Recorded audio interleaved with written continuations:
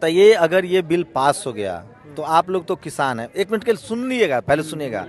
जैसे मान लीजिए सरकार की जो राय, जो सरकार का बयान है कि किसानों के पास दो रास्ते होंगे, एक तो प्राइवेट में ही बेच सकते हैं या मंडी में ही बेच सकते हैं।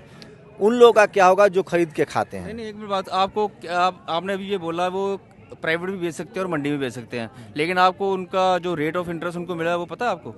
अगर वो प्राइवेट में बेचते हैं तो उनको 8% मिलेगा, अगर वो मंडी में बेचते तो 1% मिलेगा। मैं किसान हूँ, मुझे लालच है कि मैं तो 8% वाले को दूंगा, ठीक है, मैंने 8% वाले को बेच दिए। 1% वाला मंडी वो तो बेकार हो गया ना, और धीरे धीरे क्या होगा, हम मंडियों को अवॉइड करना शुरू कर देंगे, 8% की तरफ जाएंगे और मंडियां खत्म हो गई।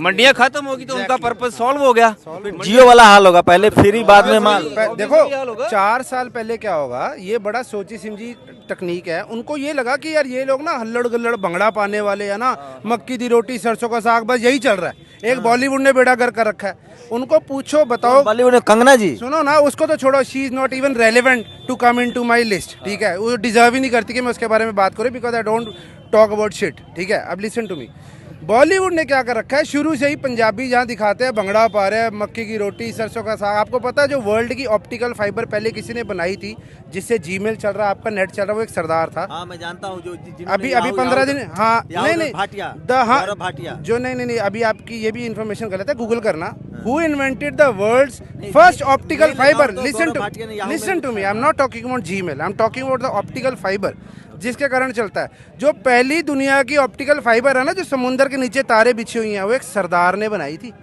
सिंह बनाई थी, वो बुद्धिजीवी थी।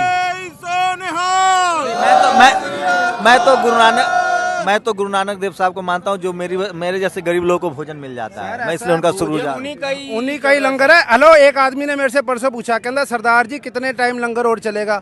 मैं कहा 550 साल से तो चल रहा है 20 रुपए का, आगे हो सकता है 5,500 साल चले। सरकार ने पंगा किससे ले लिया? अच्छा, कुछ लोग कह रहे हैं कि आरएसएस की जो रणनीति है ना हिंदू राष्ट्र बनाने की, सर देखो सुनिए ना, मेरी बात तो कंप्लीट होने दीजिए। कुछ लोगों का कहना है अंदर खाने की आरएसएस की जो नीति है ना हिंदू राष्ट्र की, उसमें सिख आड़े आ रहे हैं। अगर पंजाब पर कब्जा हो गया तो उनको लिए आसानी होगी, और पंजाब पर कब्जा करने का मतलब पहले जमीन पर कब्जा। मैं आपको इसका जवाब देता हूँ। देखो, Hindu and Sikh were integral part of each other, they will be integral part of each other. अब मैं आरएसएस को आरएसएस की भाषा में समझाता हूँ। ये मेरा चाचा हरियाणा से है, बात को समझना ध्यान से। जब श्री राम ने रावण का वध किया था ना, तो आके वो क्या लक्ष्मण को कहते जा इससे ले ले, है तो ज्ञानी था, लंकेश की पूजा करता था। तो लक्ष्मण गया तो रावण ने उसको एक बात बोली, कहता मैंने हारना नहीं था, मैं हारा इसलिए क्योंकि जो मेरा सगा भाई था विभीषण, उसने मुझसे धोखा करा, और तुम दोनों भाई साथ थे। तो आज अगर पंजाब बड़ा भाई राम बन गया है तो हरियाणा लक्ष्मण बन के साथ खड़ा हुआ है। अच्छा, आज गुरु नानक एक साहब, बात और है, मर्यादा पुरुषोत्तम राम तो फिर शांत था, लक्ष्मण तो नाक ही काट देता है। अच्छा, आज गुरु नानक देव साहब जी होते तो आज क्या करते हैं? गुरु नानक देव साहब, गुरु Nanak Dev Sahib ji, this is not the platform to talk about gurus, क्योंकि हमारा गुरु बहुत ऊपर है।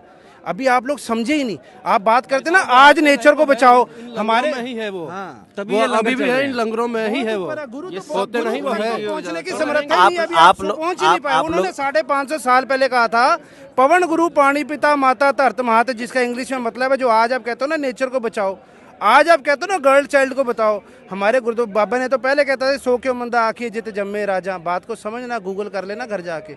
एक स्त्री की जो परिभाषा है, उसका जो उसको मान दिया है हमारे धर्म ने 550 साल पहले दे दिया है। मोदी जी तो कहते हैं कि मैं बहुत धार्मिक आदमी हूँ। अरे जिन्हें जनानी छाड़ती घंटे का थारी में छड़े जा की गल्ला कर रहे हो?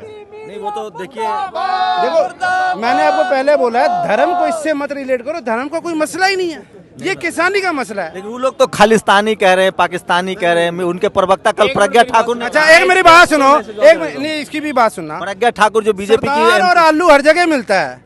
हम पागल है खालिस्तान, हम पूरा इंडिया हमारा है, क्या बात कर रहे हो यार? हम पागल है छोटे, हम पूरा इंडिया हमारा। देता हूँ आपको, हिंदुस्तान और पूरे वर्ल्ड में इतनी आपदाएं आई हैं, उसमें सिख रेजिमेंट या सिख जो ये हमारे ये एड वाले, क्या नाम है इनका, जो है खालसा एड वाले, ये हर जगह पहुंचे हैं। साउथ इंडिया में बाढ़ आई, कितनी आपदा आई, ये पहुंचे, सुनो वो पहुंचे। लॉकडाउन में पूरे लॉकडाउन में लंगर चलता रहा 24 घंटे। हमने अब चलाया। बात आके सुनते रहे ना, ठीक है। बाढ़ आई है बिहार में, ये जो हेलीकॉप्टर में मुआयना लेके और फोटो खिंचा के बता रहे थे जी प्रधानमंत्री ने मुआयना लिया, घंटा किया उसने, मजा कुछ किया, मुआयना लेके वापस आ गया, किया सब सिखों ने। तब किसी कंजर ने नहीं पूछा, आप मेरी बात आगे बात सुनो पूरी। तब आप किसी लोगों ने पूछा, आप लोग अरे सर बात आप बात सुनो, उस टाइम किसी बंदे ने नहीं पूछा कि ये पैसा कहाँ से आ रहा है, क्योंकि हम लोगों का सेवा कर रहे हैं। तब क्यों नहीं पूछा? अब जब सरदार खुद के लिए कर रहे हैं, वही मैं उनको सवाल पूछ पूछ रहे रहा हैं कि था। पैसा लेके आ रहे हो। मीडिया मैंने टेलीविजन में काम किया है, मैं पिछले 5 साल से सोशल मीडिया, मैं कह रहा हूँ वो जो नैरेटिव सेट कर रहे हैं, मैं जानता हूँ कि इसलिए सेट कर रहे हैं ताकि देश भर का बाकी लोग का समर्थन ना मिले। मैं मीडिया में रहा हूँ इसलिए मैं कह रहा हूँ। मैंने सुधीर आपका के कोई साथ, सरदार दोस्त है? एक छोटी सी बात, सरदार मैं दोस्त मोहल्ले है? में रहता हूँ। रहते हो ना? मैंने आपके 6 साल साथ काम कभी- किया सुधीर के साथ। मैं वो नहीं, मेरा सवाल है, देखिए मीडिया की सर, कोशिश सुधीर शर्मा को एक बात बोलना, सुधीर अगर चौधरी नाम है चौधरी उनका। मेरा मैसेज दे देना उनको एक बार बोलना कि इस पर भगवान, बोलिए ना, वो मैं देखते हैं। सुधीर जी को मैं एक मैसेज देना चाहूंगा कि you are not immortal, you will die once, this is a journey of a train. एक बार घर जाके ना इंट्रोस्पेक्ट करना कि मैं क्या कर रहा हूँ।